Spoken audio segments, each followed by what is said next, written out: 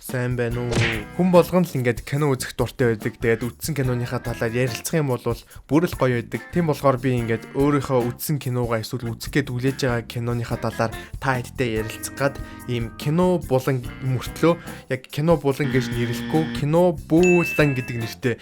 Гэхдээ энэ ямар нэгэн тийм утга байхгүй зүгээр жоохон өөр болохгүй л тэгэл бичсэн. Кино булан гэхээр нэг дээр үеийн 2000-ад оны үед гардаг байсан нэвтрүүлэгтэй адилхан сонсогдоод байсан болохоор энэ удаагийнхаа туршилтын эхний кино булангийнхаа 0 дугаар дугаар дээр хамгийн сүүлд үзсэн кино болох Toy Story 4 хүүхдийн киноныхаа талаар ярих гэж байна. Өөрийнхөө сэтгэгдлээ ярин тэгээ дээрэс нь киноныхаа талаар бэлдсэн хідэн мэдээллүүдээ хүргэх байгаа. 1995 онд буюу намайг төрхөөс өмнө за баг энэ бичлэгийг үзэж байгаа ихэнх хүний хүүхдүүдийг төрхөөс өмнө Toy Story-гийн эхний анги хийгдчихсэн.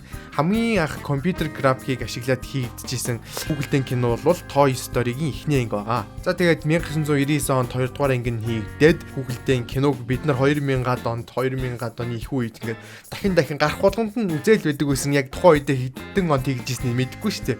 Тэгэл үзэл байдаг гэжээ.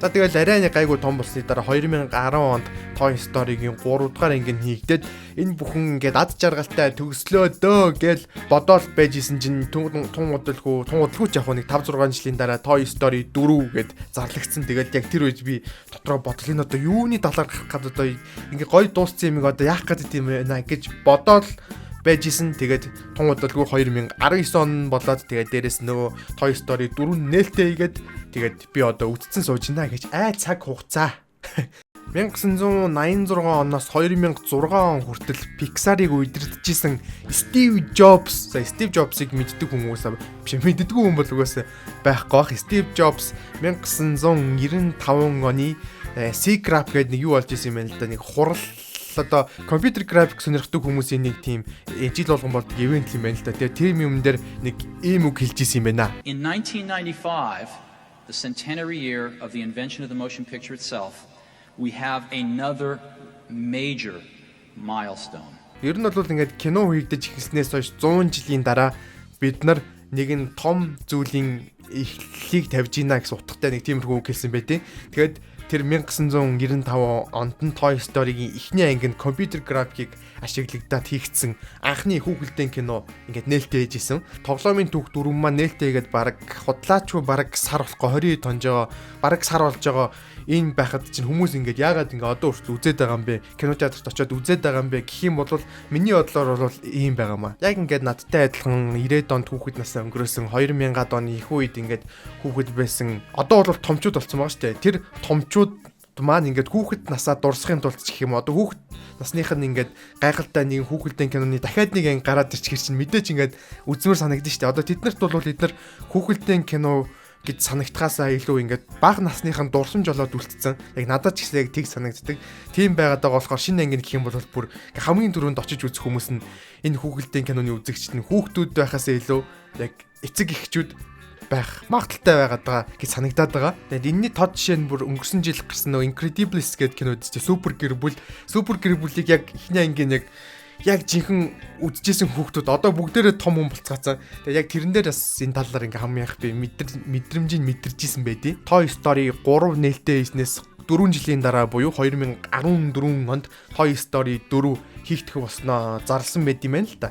Тэгээд яг 2017 онд Toy Story 4 ингээд гарнаа ингээд бэлэн болоод гарнаа гэж зарлж исэн ч ингээд дунд нь тэр кино багийнхан солигдоо дээрээс нь ингээд янз жижиг асуудлууд гараад тэгээд 2 жилээр хойшлоод 2019 оны 6 сард ингээд бидний хүртэл болсон байгаа. Өмнөх тоглоомын түүхийн ангиуд дээр ингээл акшн эсүүд гардаг гэсэн шүү дээ. Одоо хүмүүсээс зүхтаагаал эсвэл ингээл эсрэг талын дүрээс зүхтаагаал ингээл янз янзын ишээ тийшээ хараагаал усрал машин удирдах мэдэрдэл тиймэрхүү юмнууд их гардаг байсан. Яг энэ анги дээр бас тиймэрхүү юмнууд их гарсан л та. Гэхдээ тэрнээсээ илүү яг хүний сэтгэлийн утсыг хөндөх тиймэрхүү хэсгүүд бол маш их гарсан. Яг ингээд Toy Story 4-ийг үзчихэл пүү энэ одоо ямар амар зурагтай юм бэ гэл ингээл деталь металлыг хараал ингээ ангаачаал ер нь яг тэр дээр үеийн Toy Story 1 2 дугаар ангиуд нь ямархуу байсан юм болоо гэд би гэртээ очиод YouTube руу ороод Toy Story 1-ийн трейлерийг үзсэн чинь бүр юу вэ зураглал нь бүр ингээд шаал ингээд өөр бүр одоо ер нь бол суг байсан юм байлээ. Гэхдээ одоо аргагүй л тээ 24 жилийн турш ингээд хөгжөөл сайжрал одоо 24 жилийн дараа одоо ийм амар болохгүй гэж яах вэ? Тэгэхээр бас мэдтгүй хүмүүс байж магадгүй гэж бодоод хэлчихье. Бидний хайртай дүр болох Woody-д бидний бас сайн мэддэг алдартай жүжигчин Том Хэнкс дуу оруулдаг. За дээрэс нь Buzz Lightyear-ийн дүрт Team Allen гэдэг бас алдартай. Та хэд бас царайг нь харах юм бол мэддэг байх магадaltaй тийм жүжигчин нар дуу оруулдаг байгаа. Дуу оруулдаг гэснээс нэр нэмж хэлэх юм бол Том Хэнкс гэдэг энэ жүжигчин маань ерөөсөө тамхи татдаггүй, арх уудаггүй. Тийм болохоор ингээд 24 жилийн өмнөх хоолой нь яг хിവэрэ ямар нэг өөрчлөлт байхгүй хിവэрэ байгаа нь тэрнтэй холбоотой гэж бас нэг факт дээр бичсэн байсан. За бас дээрээс нь энэ анги дээр шинээр нэмэгдэж байгаа мотоциклтай циркийн үзүүлбэрчин залуугийн дүрд бидний алдартай болоод байгаа мэдээж John Wick киногоор алдартай KINO Reeves буюу интернет ертөнцийн одоо хэрэглэгчдийн хайртай хүн болоод байгаа KINO Reeves жүжигчин маань дуу оруулсан байгаа нь бас над чиг ингээд интернет ухдаг хүмүүсийн хувьд бол маш гоё мэдээ болсон байгаа. За тэгэл дуу оруулдаг хүмүүсийн яриалах юм бол яриал байх ч гэсэн ярих хэвээр нэг дүр байгаа. Тэр бол бидний хайртай Төмсөн толгойтын дүр байгаа. Харамсалтай нь Төмсөн толгойтын дүр дуу оруулдаг Don Rickles гэх жүжигчин нь болохоор 2017 оны 4-р сард зүрхсэний өвчний улмаас нас орсон байт юм байна. Тийм болохоор Toy Story-гийн шинэ ангид Төмсөн толгойтын дүрийг ингээд авч хаях уу эсвэл бүр ингээд яах уу маах уу гэдэг ингээд асуудлууд үүссэн юм байна л да. Тэгсэн чинь тэр Don Rickles гэж жүжигчний гэр бүлийнх нь Pixar дээр очиод ингээд та бүхэн ингээд өмнөх 1 2 3 дугаар ангиудад ингээд ашиглаж исэн хоолойных нь дата файлуудыг ашиглаад дахиад энэ анги дээр ингээд түүний дүрийг мөнхөлж болох уу гэд гэр бүлийнх нь нөхцөлд гаргасан чинь Pixar-ийн хүлээж аваад тэрийг ингээд туршиж үзсний эцэст амжилттай болгож чадсан юм байна. Тэгээд яг жүжигчин ингээд нас орсон болохоор үзэгчид бас Төмсөн толгойтой дахиж уулзахгүй гэж бодож исэн боловч Toy Story 4-ийн трейлер дээр Төмсөн толгойд гараад ирэхээр нь бүгдээрээ ингээд түүнтэй дахиж уулзах нэгэд их баярлж исэн байгаа. Тэгээд бас ингээд бодоод үзэнгүүт гоё байгаас хэдий ингээд жүжигчин нь ингээд нас орсон.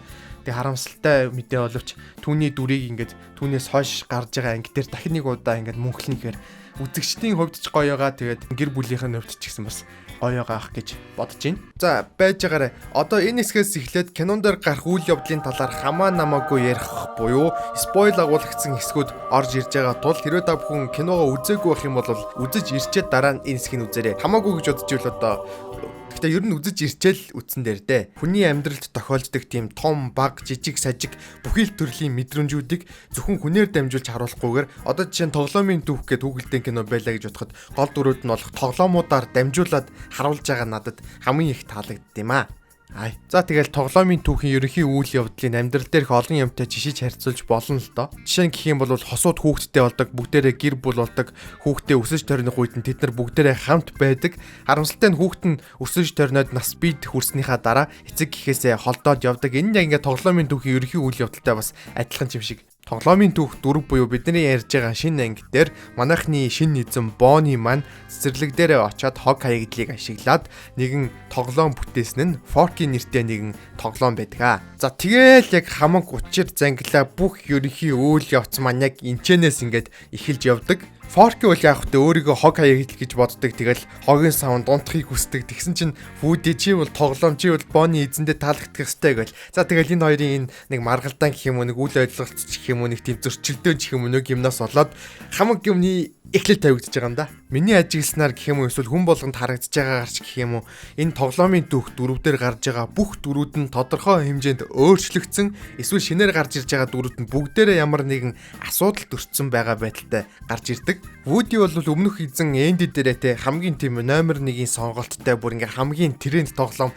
үргэлж тоглоулдаг хүнээр дандаа Эндигээрээ үргэлж тоглоулдаг тоглоом байсан бол шинэ эзэн болох Бонни дээрээ очсон чинь 7 хоногт нэг хэдхэн удаа сонгогдоод хийх тохиолдолд шүүгэн дээр үлддэг. Ерөөсөө тийм хуучны тийм нэг хүн тоож тоглохооргүй тийм тоглоом болж хувирсан байдаг. Тэрийгэ ч гэсэн Woody өөрөө мэдрээд хөв заяатайгаа эвлэрч гэх юм уу эсвэл цаг цагаараа байдаггүй захилдаг гөрөөсөрөө байдаг. Юу лээ? За ямар ч л байсан Woody шинэ байр суурьтайгаа эвлэрх гээд амар тийм хичээж байгаа тийм дүр зураг харагддаг. За дараа нь бол манай Buzz Lightyear. Buzz Lightyear бол өнгөрсөн 3 ангийн турш манайхны нэг тоглоом алга болсон бол тэрний хойноос явцгаая гэж ингээд маш тийм ирч хүчтэй байдаг гэсэн бол энэ анги дээр манайхны хин нэгэн алга болсон байна. Хэдүүлээ хойноос нь явах хэрэгтэй байхаа гэх юм уу нэг тийм нэг шантарсан юм шиг эсвэл тийм сэтгэл санааны асуудалд орцсон юм шиг тиймэрхүү байдалтай болсон харагдаж байгаа. Яг юунаас нь тэгж харж байгаа гэх юм бол ямар нэгэн ингээл асуудал гараад ирэх юм бол өөрийнхөө тоглоом дээр байдаг давчлуураа дараад хэлэх үгнээсээ санаа аваад тэр дараагийн үйлдэлээ хийж байгаагаас нь харах ч юм уу те.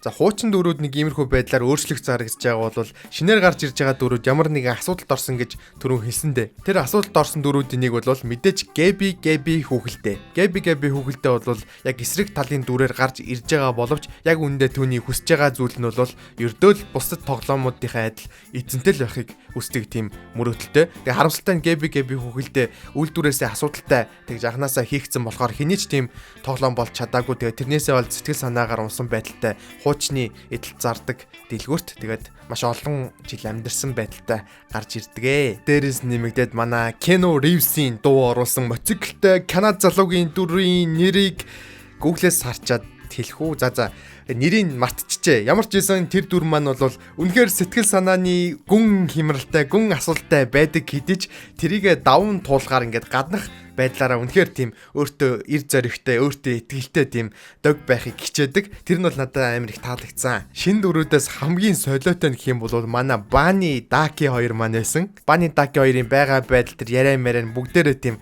хошин шогийн жүжигчтэй адилхан санагдаад байсан чинь судлаад үтсэн чинь манай хоёрт яалтчгүй Америкийн хамгийн алдартай тийм хошин шогийн жүжигчт маань дуу оруулсан байт юм байна.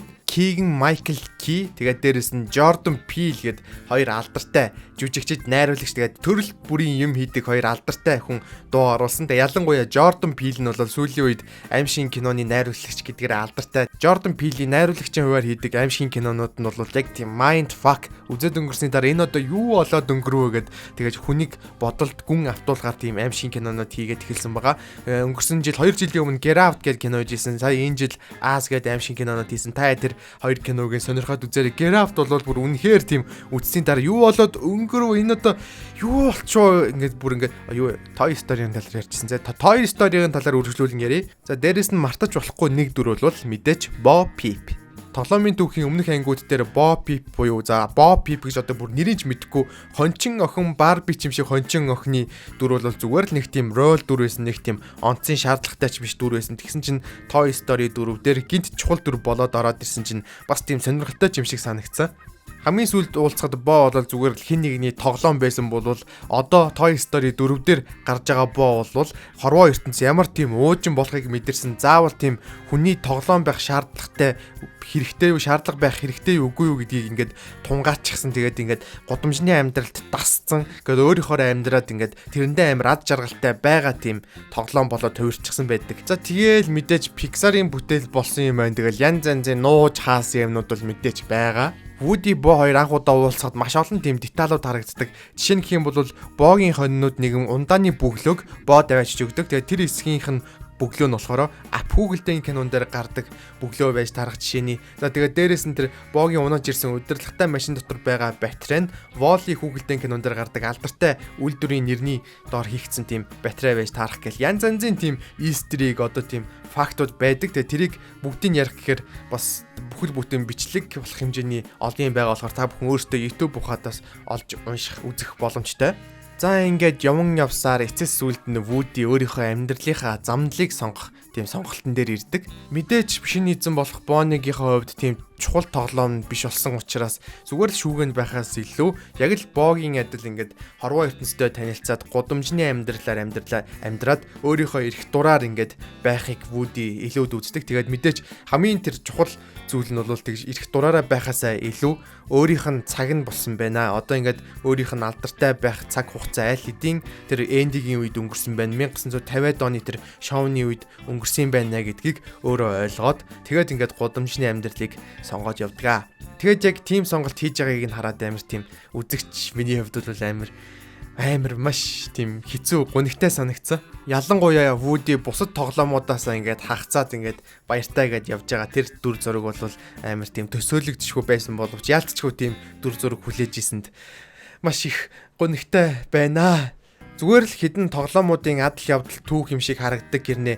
Бидний амьдралын ингээд болохгүй юу зөв буруу гэд бүхэл зүйлийг ингээд хүүхэд наснаас минь эхлээд ингээд бүх цаг үед хамтаж харуулж ирж исэн ингээд Toy Story цуврал маань энэ хүрээд ингээд дуусч чинь. Тэгээд дээрээснээс миний кино бүүлэн цувралын маань туршилтын дугаар энэ хүрээд бас дуусч байна. Тэгээд энэ бичлэгийг үзсэн сонссон ингээд та бүхэнд бүгдэнд нь баярлалаа. Бичлэг таалагдсан бол мэдээж лайка дараад, сугийг subscribe дараад дэмжээрэй. За